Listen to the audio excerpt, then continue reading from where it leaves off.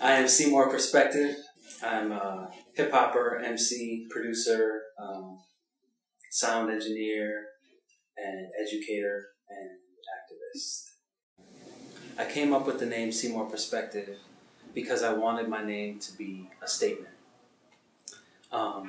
As I was growing into hip-hop, which that relationship really started at a really young age, but it kind of took a while for me to grow into my role as an MC. And when I was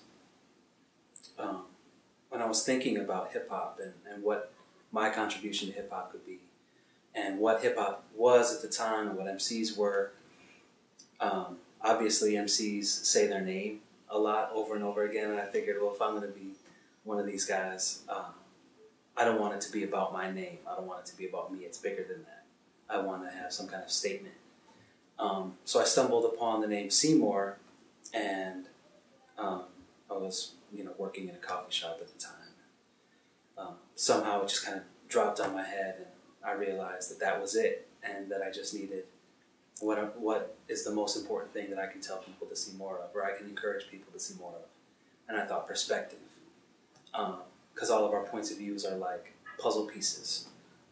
When put together, it's the whole truth. My relationship with hip-hop started just with really kind of hip-hop being born. As I was born, hip-hop was being born. So it was always kind of in the culture as I was growing up. It was always somewhere in the peripheral of my experience. And it was always a pretty big part of it from a young age. I mean, I remember, like at the time, like everybody was, we were breakdancing as, preschoolers and kindergartners. And, we would have, breakdance competitions at birthday parties and stuff. So it was just always there, and music was always there.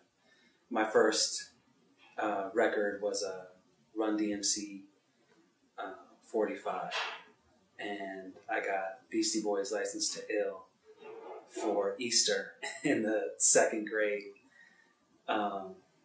So it was always something that was present.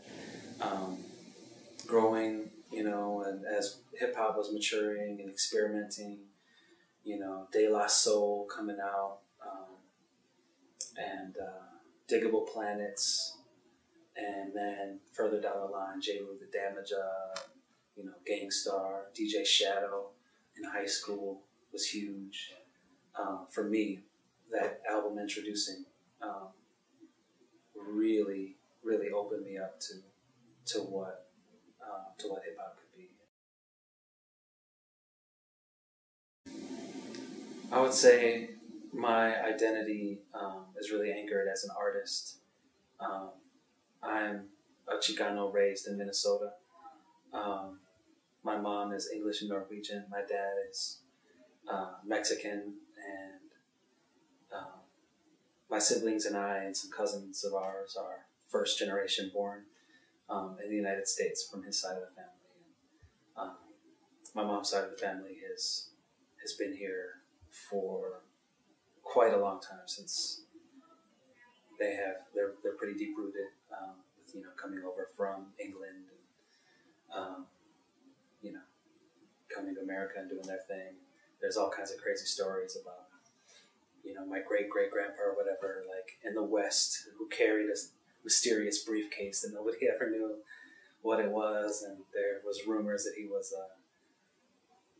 like a train bandit or something.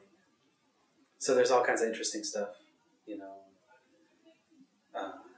had a great grandfather that fought in the Civil War and stuff. So, but my identity, I think, is really influenced mostly by being brown.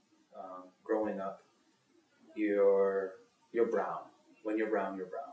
Even if you're white and brown, you're brown. That's how people see you, or if they don't see you that way, they intend not to see you that way. They have the choice, because you might be just maybe not brown enough for their eyes. The way that they look at you, they think, oh, well, no, you don't. Oh, I didn't know you were Mexican. You don't seem Mexican.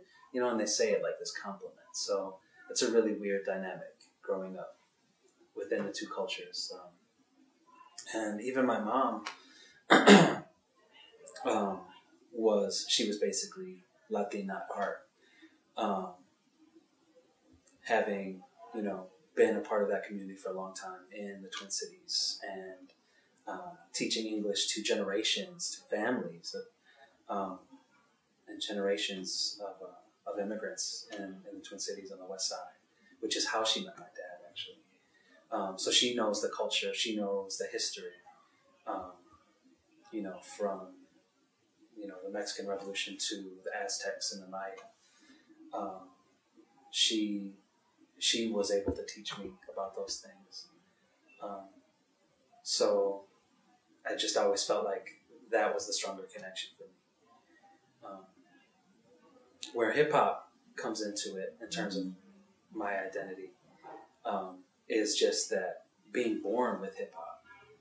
You know, when hip hop was born, I was born, and we came up together.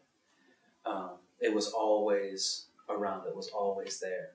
And it was so natural that I didn't even really think about it until later in life. The draw for me was about being authentic and being who you are and doing something fresh and doing something that's never been done before. And what the idea of what you represent. Not as this arbitrary, just represent, I gotta represent, but like, what do you really represent? And showing and proving that through your work as an artist, through your thought, through what you have to say. So I was really influenced by artists with a lot of integrity and with some strong messages.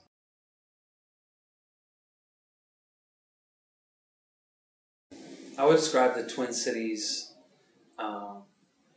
hip-hop scene as being another kind of dimension of the arts and music scene and the Twin Cities in general, which is really powerful, really organic, really focused. And there's all these different working mechanisms and organisms and crews and schools of thought and stuff.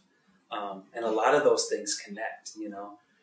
There is a really socially conscious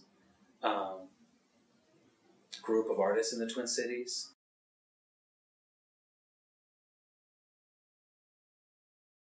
I have a lot of different stuff in the works right now. I'm currently, like this weekend, I'm going to be wrapping up the tiny little details on a new album that I'm producing for trans artist Heidi Barton Stink, who's really dope. I'm super excited about it. The album is beautiful. I'm really proud of my production on there, and I rap on a couple of songs. She sounds great. She's worked really hard to write and be really intentional about the messages that she's putting across and stuff. And yet it's still really fun and funky and really cool. So I'm really excited about that. Heidi Barton Stink and Guante and I are working on a collection of songs. We're not sure about how we're going to kind of launch that or how that's going to work, but we are going to put out some kind of album together. Guante and I have a bunch of songs that we've been collecting over the last few years that we're planning on putting out in some form or another. And just all this stuff that I'm constantly working on and then planning on kind of what's the best way, what's the best time to, you know, to strike, when is the iron hot to strike and shape what it is that we're doing.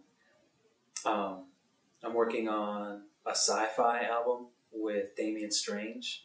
We did a Halloween album a couple years back that I'm really proud of, called Strange Perspective and the Lost Souls Boys Choir in Jazz Funeral, which, again, is very different. All these projects are very different from each other. I'm really into just exploring what I can do and what I'm capable of and how that plays against different artists and stuff. So Damian Strange and I are working on a sci-fi album called Diary of a Droid. That's a lot about like digital consciousness and kind of droid spirituality and stuff that I'm having a lot of fun writing for right now. Those are really the main things that are coming up.